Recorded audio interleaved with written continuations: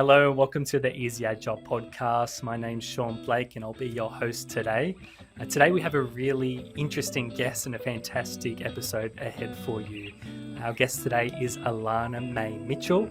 And Alana is a results coach, author, podcast host, and senior product development manager at one of Australia's largest banks, where she works with agile teams every day. She has over 13 years experience in digital financial services and coaching. She's spoken live on Channel 10 here in the Australian media and has had her mental health story featured in publications like the Daily Mail and Mamma Mia. She's the author of a book, Being Brave, and she's the host of the Eastern Influenced Corporate Leader podcast. We covered a lot of ground in today's episode. We talked about communication styles. We talked about the importance of putting your hand up and telling your manager when you want to be challenged more and to be exposed to new opportunities. We talked about the importance of building trust with your team and disclosing some vulnerabilities about yourself. We covered Alana's mental health journey over the course of 6 years, and that journey continues today, what she's learned and what we can learn from her experience to better look after our teams and people in our community. We talked about going first and servant leadership and being a generous leader, the importance of authenticity and direct communication. I hope you enjoyed today's episode as much as I did. Let's get started. Alana, thanks so much for joining us on the Easy Agile podcast today. It's great to have you here. Thanks so much, Sean. Before we jump into our conversation, Alana, I'm just going to do an acknowledgement to country. So we'd like to acknowledge the traditional custodians of the land from which we're recording today, the Wadi Wadi people of the Dharawal speaking nation, and pay our respects to elders past, present and emerging. And we extend that same respect to all Aboriginal and Torres Strait Islander peoples who are tuning in today. Well, Alana, there's so much to talk about today. The background is we used to be colleagues in the financial services industry. We bumped into each other again out of the blue at Agile Australia 21 conference just at the end of last year, which was a great conference. And we thought we'd have you on the podcast because you've got so many different stories to tell. But I thought maybe we could start this episode by talking about your career journey and how Agile and working with Agile teams has kind of weaved into your career trajectory. Yeah, sure. So Agile really came into the forefront right back in 2013. And I always remember my first Agile training. So we had a team day where I was working at the time. And we had a external facilitator come in because the Agile framework was something totally new to financial services at that time. And we played Lego. So we had each of our wider team was divided into smaller teams, like Scrum teams, all this new terminology.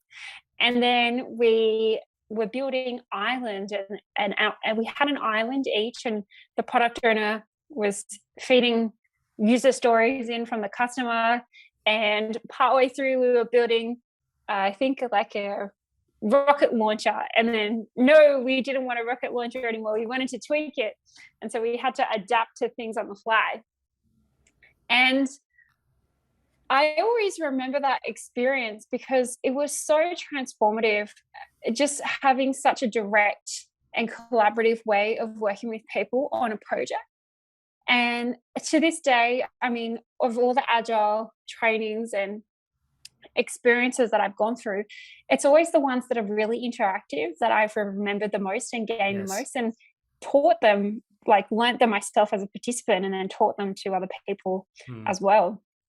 So along the way, do you think, you've been through all these training sessions and you've been working with teams on the ground, what have you found from Agile, which is a big topic, but what have you found to be the most transformative and the most helpful from the way that these teams used to do things to the way that they do them now? I would say communication. So what I found was, because I had the contrast of both, I've worked in waterfall style projects and Agile projects as well. And I think the biggest part is the amount of effort and rigor that we would go through reviewing requirements and have those be delivered into technology, and then it go quiet and you not hear from technology until they come back with something and they're like, I've got a baby. And so you're like, but what kind? and so the difference with Agile is that you're able to co-create them. So you're creating with your customer or your end user if you're working with an internal user, and then you're also working with technology and finding out, what kind of constraints technology has or what kind of ideas they have as well. And you have that ability to communicate with the devs. Sometimes the devs are onshore, often cases they're offshore. We're all remote now, so it doesn't make as much difference as it did when we were in the office. And you can really just pull away a lot of the process that gets in between people and have conversations. That's what I really think is the most transformative part. Great. Yeah, so that communication. And do you feel like the communication throughout COVID and working remotely has been more challenging?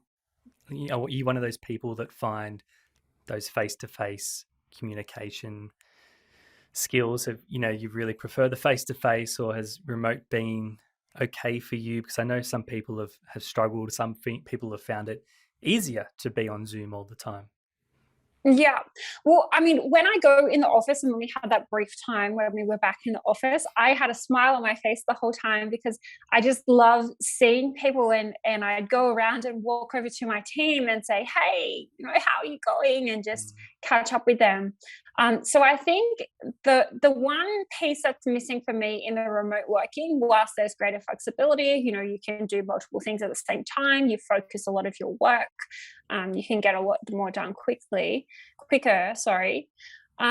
I do find that informal relationship building, you need to actually schedule in time or pick up the phone out of the blue and connect with someone. Whereas in the office, I would just find that because people were there, and I don't know, you might be having lunch at the same time or going downstairs for something at the same time, or even, the corridor conversations that happen after the meeting, where you can just chase someone or ask someone a question, or they chase you and you just get things done. It's just different. I'd say it's more, the catch-ups are more scheduled and formal, I find, in a remote work setting. Yeah, I feel the same way. I feel the small talk and the talk about the weekend on Zoom is much harder for me and much more tiring to try and sustain that than in person. It comes more naturally. I really have to make a big effort, especially on one-to-ones with people in the team, when I'm trying to check in on their health and well-being and how they're going at work.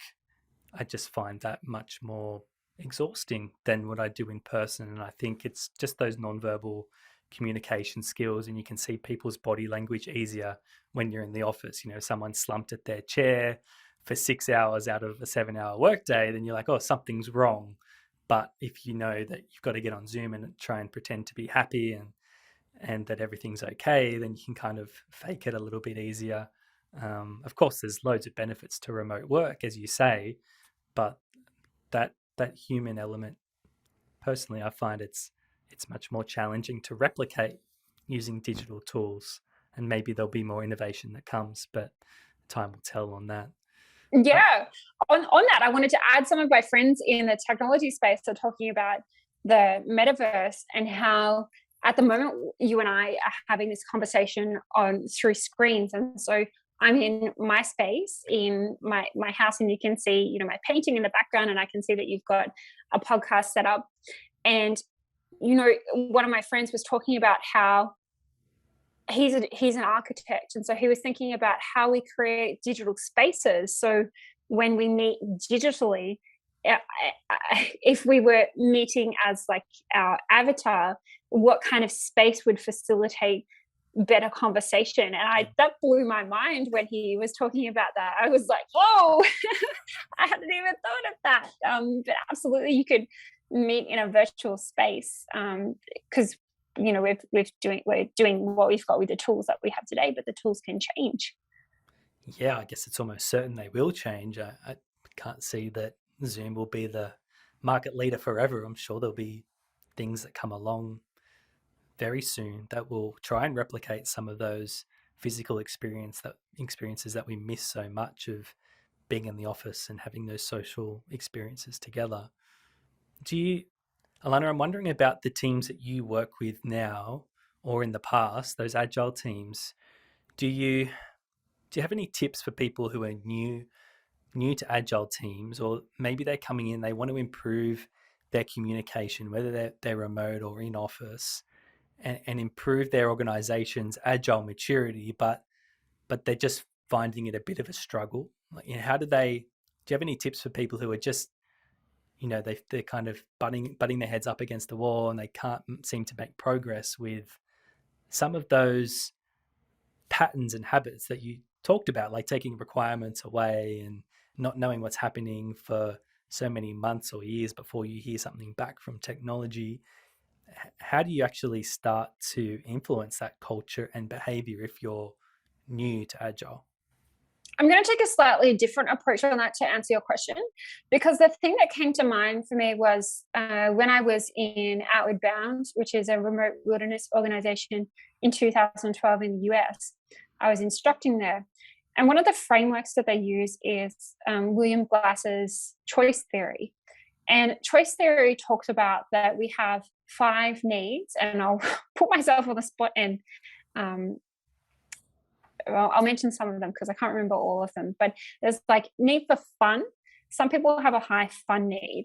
Then there's like need for power, like feeling powerful. There's like love and belonging is another important need. And there's two others which I can't recall right now. I think when you are coming out of a situation from a perspective, if you've tried a couple of times with your approach and you're not getting anywhere, I would have a look at what needs am I myself looking to get met out of this communication. So, and then on the flip side, what needs is my communication partner or the team that I'm working with, what is the most important need for them? So, like as we were talking about remote working, like the fun need, right? People love to have fun, and you can actually have fun at work. It doesn't need to be separate.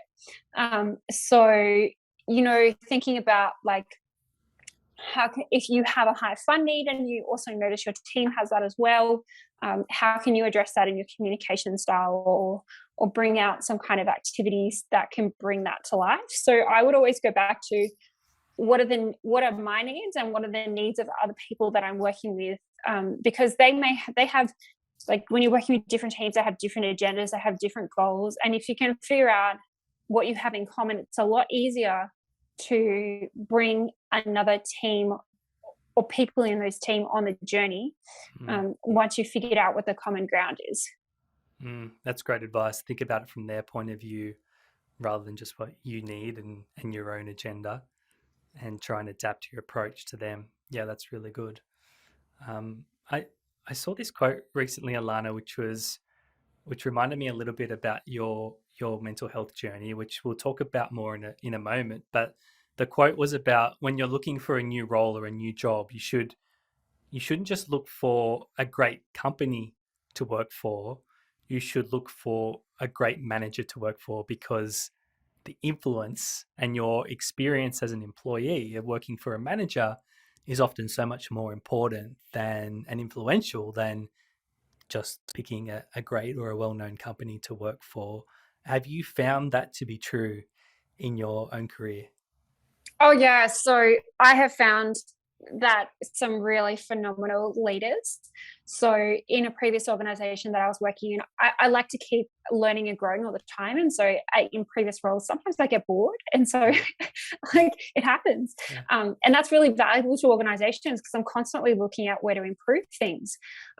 So I had a time where my manager was focused on other things, and we like learning and development wasn't as important.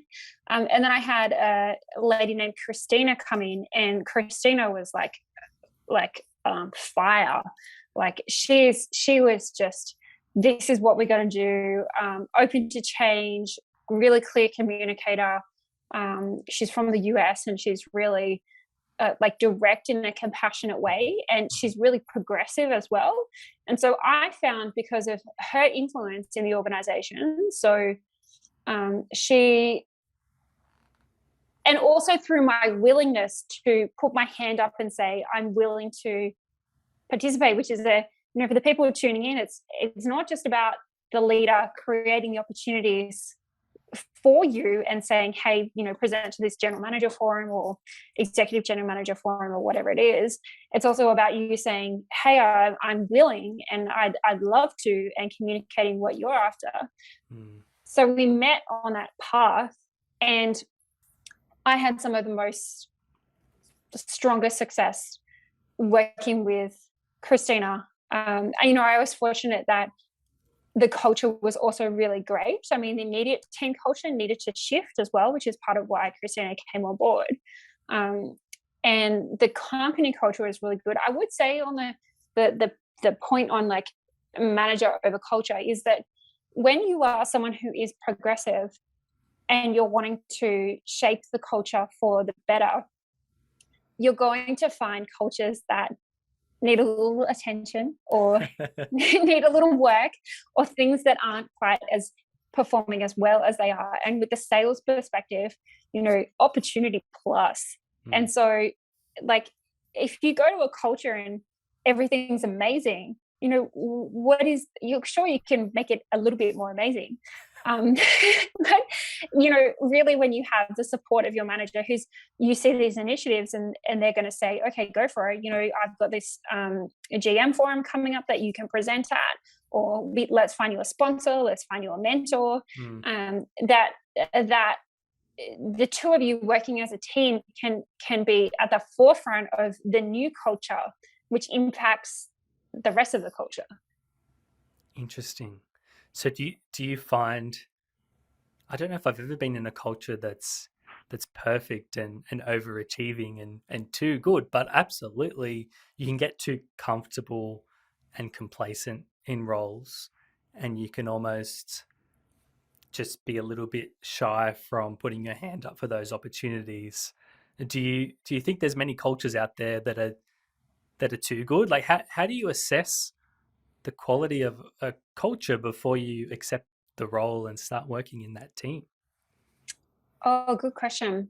So I always ask, what's the vision and how does it relate to this role? Okay. And I want to hear it from the hiring manager, like before I join a company.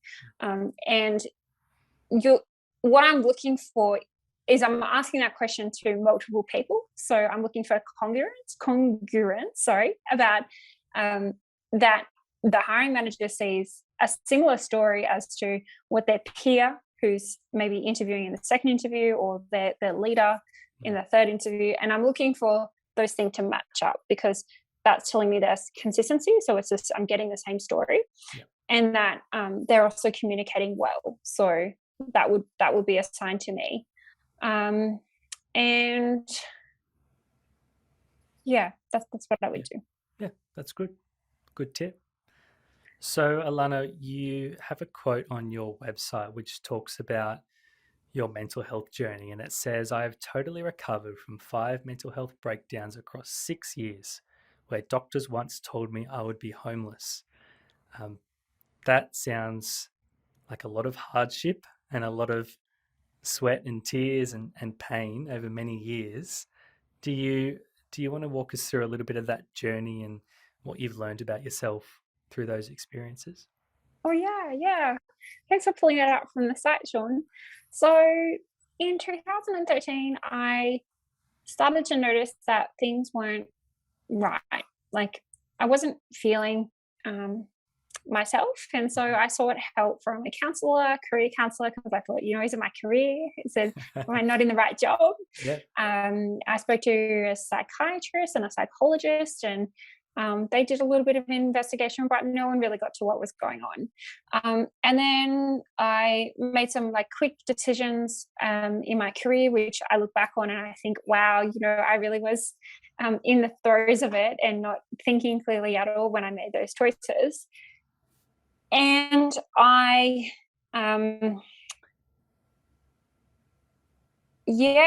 found myself about November 2014 in between roles. And as someone who was previously really ambitious, like high achiever, chronic high achiever, without having a role and a career prospect at the moment, like back then was a big deal. And so I had what was called a psychotic episode.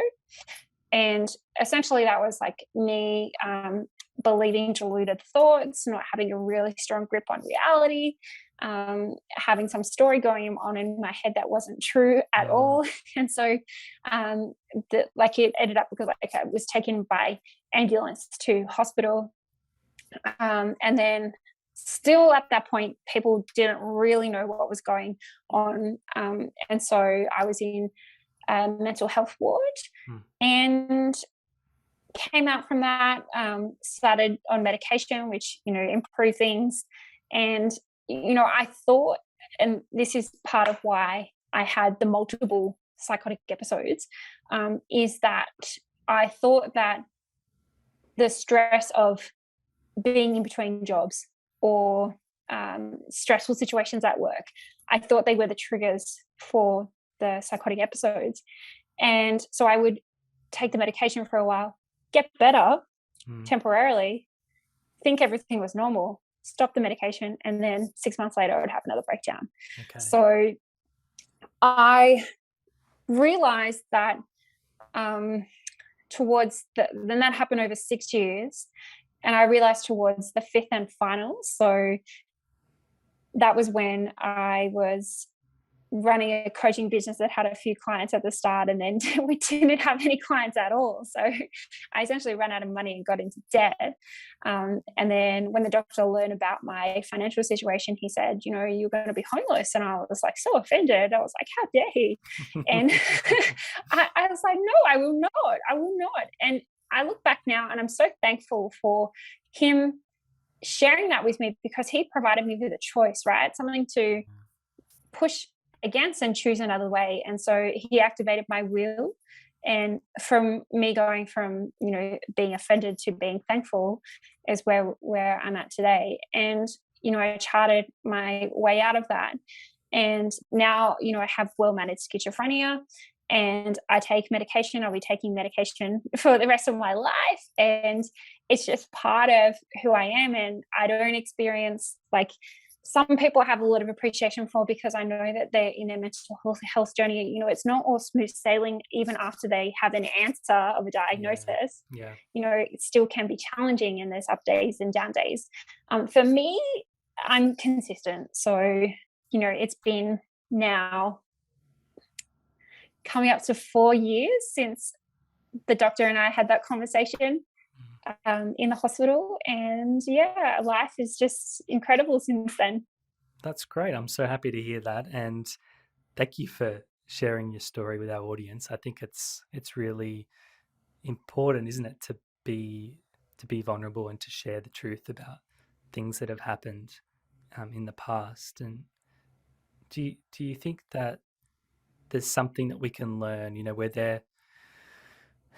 with the people that you work with now, do you have a clearer understanding, or are you looking for signs of people in your life who might be struggling with some of the similar issues? And what can we do as people in our own communities and working with teams to look out for each other and to better support each other with some of these mental health issues front of mind, so that we can be more supportive? Yeah, I mean, I always listen for and check in with how the team is doing. And it's not just, you ask, how are you? And you're listening for more than what they say. If they say they're good, how are they saying it? We had that conversation before about the remote working, and it's different, and to come to the are you okay, and we have the are you okay days. Someone asked me in the office where we were actually working together, they're like, are you okay, Alana? And I couldn't answer her. So it's not always as simple as getting a no. Sometimes it's you don't get a response, and so then the alarm bells go off. So I really think like taking in all the points of interaction that you have with someone, and aligning to, is that consistent with how they were? If there's something different, check in with them. How is it going? If you're having a conversation, great. If they're sharing with you, even better. If they're not, you can always just check in with yourself and be like, is it something in me as to why they're not sharing, or is it something that's going on with them as well? So yeah. And the other piece I wanted to bring it back to the Agile leadership piece. And from the conference that Agile Australia that we were at, I really see that building trust with teams is so key. And so we're in this remote working environment or hybrid working environment, depending on what office you're in. And it really is important to build trust with your team. And one of the quickest ways you can do that is by sharing vulnerably with what you have to share. And I don't mean going for exposure and putting yourself in vulnerable situations where you're uncomfortable with what you're sharing.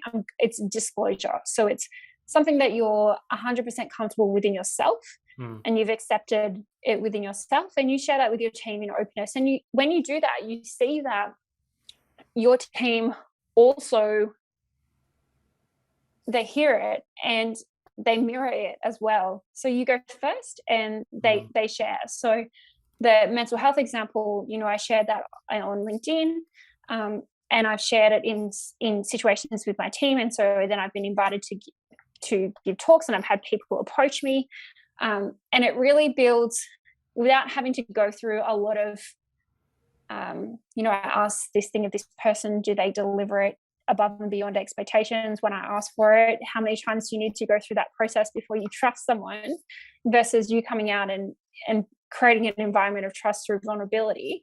And I do caveat that it's like not oversharing, it's sharing what you're comfortable with at that point in time, and that may change as you go on. Interesting. And does this apply to leaders as well? I know that you've spoken about being a generous leader in the past, and that reminds me of servant leadership, which is another kind of agile phrase that you hear come up quite a lot. So this idea of going first, disclosing what you're comfortable with to your team, even as a leader, showing vulnerability is really important. I know in my experience, if you can share some of the honest and harsh realities of what it's like to be in your position, then your team are more empathetic with the challenges that you have, because a lot of people assume that when you're in a position of leadership and responsibility, then things are easier because you can just delegate, or you've got budget to solve some of these problems. But it's not actually the reality of it. The reality of it is you struggle with things just like anyone else. And by sharing and disclosing things with people at all levels of the organization, then that helps to build empathy and a bit more care and support, no matter what level you're at. Are there other things or habits or qualities of a generous leader or a servant leader that you've seen or that you try and model or encourage? The big one that stands out for me is authenticity.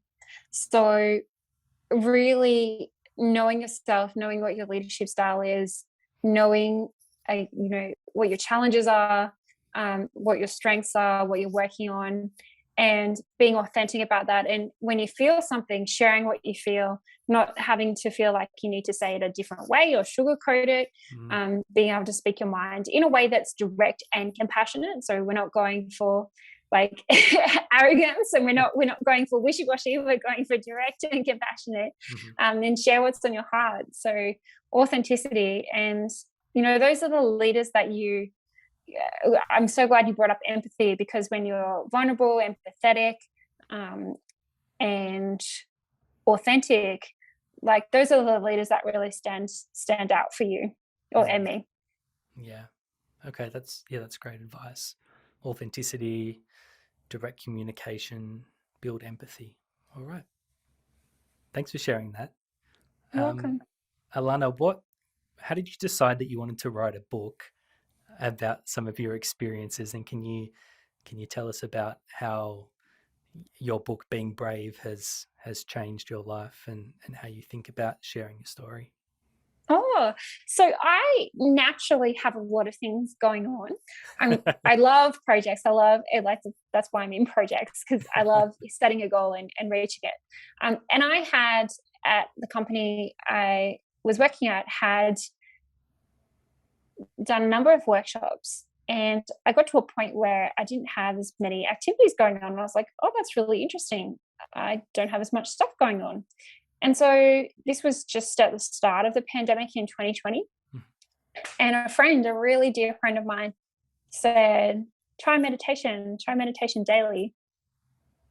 So I meditated each day, and I had been surrounded, my network is very much of a coaching network. I know a lot of coaches, and they had written their own books as well. And so it was kind of been on the radar. And I was meditating, and I got the idea to write a personal memoir about my story. And so it's really interesting that even through that process of doing a lot of personal development work and going through the process of writing the story, there were still some things in that I wasn't quite comfortable owning yet. And it's been since I wrote the book that I've accepted that. So in the book, if people read it, I talk about psychotic episodes. I don't talk about schizophrenia, because it was later when I was asked to do a media thing about schizophrenia that I was like, okay, yep, time to own that. So I feel like the book at a point in time had me accept all that had happened with unconditional love, and then to still, modeling that piece of going for disclosure and not exposure, I had my fragilities on what I wasn't ready to disclose yet. And then since then that had progressed further. That's awesome. So that therapy of sitting down to write the story actually helped flesh out the story itself, and you came to terms with some of those things that happened. Great. And what has been the reception to the book? Oh, most people, when they pick up the book, it's a short book. So some people even call it a booklet, because it's 11,000 words. So, it's short. They say, wow, I read that in an hour and a half in one sitting. I couldn't put it down. And someone had said, it's the story of the phoenix rising from the ashes, and they can take a lot of inspiration from it. So the point of the book, and a lot of what we're talking about with vulnerability, is going first as the leader. And so, you set an example that others can follow, and so that will flow on into their lives as well. So the book is set out with a story, and a few questions at the end that people can go through for their own insight. Great. Awesome. Alana, is there anything else you'd like to share with our audience before we start wrapping up the episode today? I did, because I know this is about Agile more so, and that's a really important topic to your audience. I did write and have a think about, after that conference we went to, Agile Australia, about what is beyond the Spotify model, because the Spotify model is very what's spoken about at the moment with the crews and the tribes and squads, of course, and the chapter lead models and all that they have, which I'm sure everyone tuned in would be really familiar with. And I started to think about, what are the things that are relevant beyond the Spotify model? What's next? If your organization is at a point where you've already adopted some of that and you're looking for what's next. So I did write an article about that. It's on LinkedIn, and I'll give it to you. So if you want to, you can put it in the show notes. Great. That's awesome. We will definitely do that. And where can people go to find out more about you? Where can they buy your book or visit your website? Yeah, so my site is www.alanamai.mitchell.com, and on there is more about my story. There's a few things about coaching which may be relevant. I'm not coaching at the moment, more focused on my career in financial services. And then the book is on Amazon, and it's in English and also in Spanish. And there's the audiobook and also the print book and the ebook. Awesome. Well, Alana, thanks for disclosing what you've disclosed today and sharing your story with us. I've learned a lot about your experiences, and I've got a lot to think about to reflect on how to be a more generous leader. So thanks for spending time with us and being part of the Easy Agile podcast. Oh, you're so welcome. Thanks for having me on the show, Sean. Thanks, Alana.